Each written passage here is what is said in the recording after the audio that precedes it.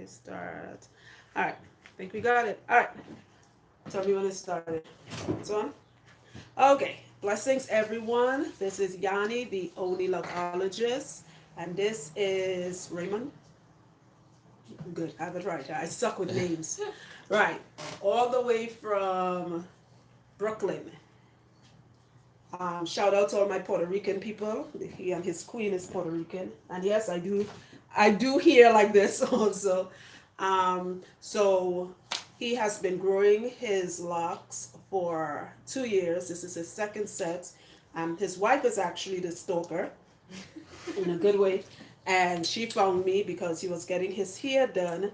And the person who was doing his hair was telling him come every month. Yeah, you could speak up, it's fine. You can speak up. Yeah, every month, right? And she's, even though she didn't go with him, she actually was she was jotting down notes on all the stuff that was being done to him. She's like his hair secretary. It's funny and it's cute. And a lot of you hear this word pruning.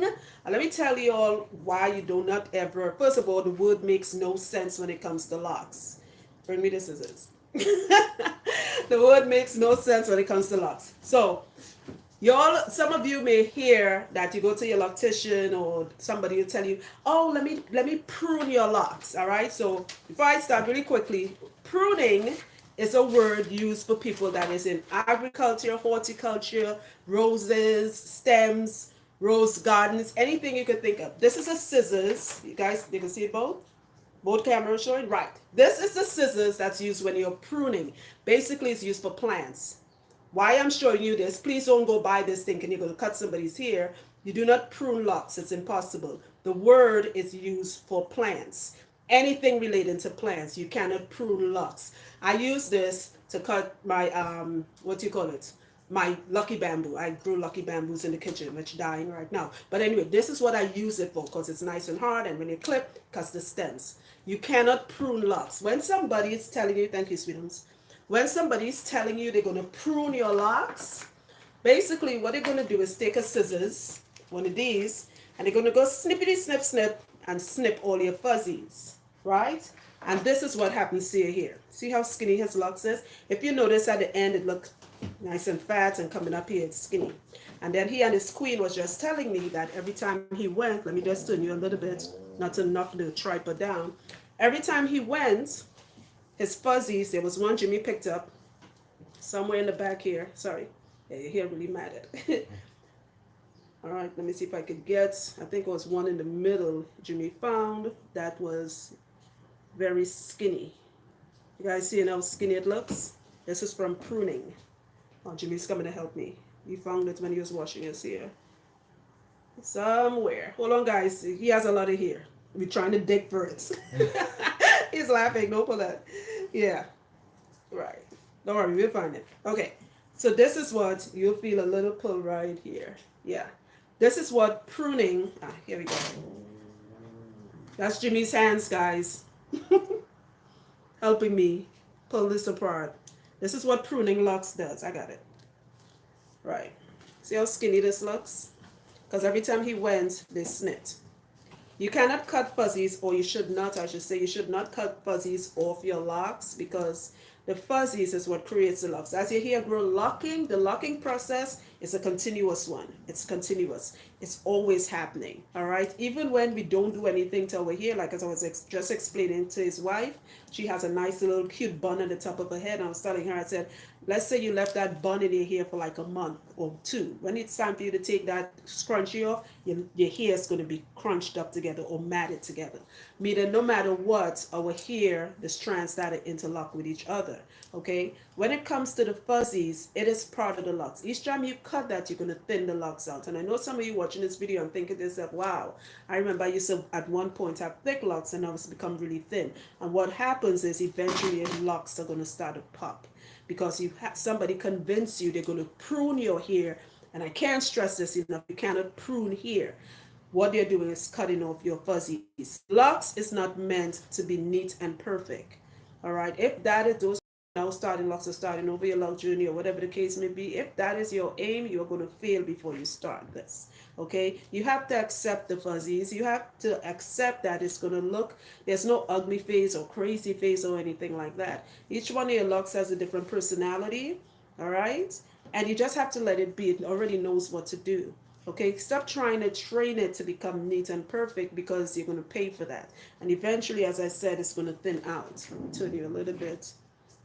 He has quite a few of them. All right, and because his hair was being trimmed, what happened was, and it was being twisted, and gels and combs were being used, as you guys can see, he have bumps on his locks, and because of his texture here. All right, so I'm doing this video really quickly just to tell you guys, I wish you guys could come into the screen and see it, just to tell you guys, stop having people tell you that they're going to prune your hair. The second they take a scissors up and they start with the snippety snip or the clip, say, please put that away. Do not prune my hair. Leave it alone. I remember years ago, just really quick, I saw this video where, I don't know how it came across my feed on my personal page, and I don't know who tagged me in it or if I was tagged, I can't remember. You guys know the what do you call it, the flat iron that you use for hair. The person didn't prune the lock, or so-called prune it. Look, I say the stupid word now. They didn't prune it or cut it. What they did was take the flat iron and went down each lock to flat iron, so the flat iron could burn the fuzzies off. I've seen it all, and you know, I know. This is why I talk the way I talk, and you know, today I'm a little under the weather because I'm dealing with a migraine. Usually I'm a lot more hyper than this, but this is frustrating to me when clients like this sit in my chair because they didn't know better, and I feel sorry for them that you literally pay somebody to do this to you. Because skinny this lock looks. And again, if you guys see at the end, he once started off with thicker locks. I have a client in Boston. I know she might watch this later. Shout out to Christina in Boston. She's also Puerto Rican. And Christina locks are way thicker, because I've been the only person she's been coming to since she first started her locks. All right, she doesn't have the ripple, the bumps, or anything like that.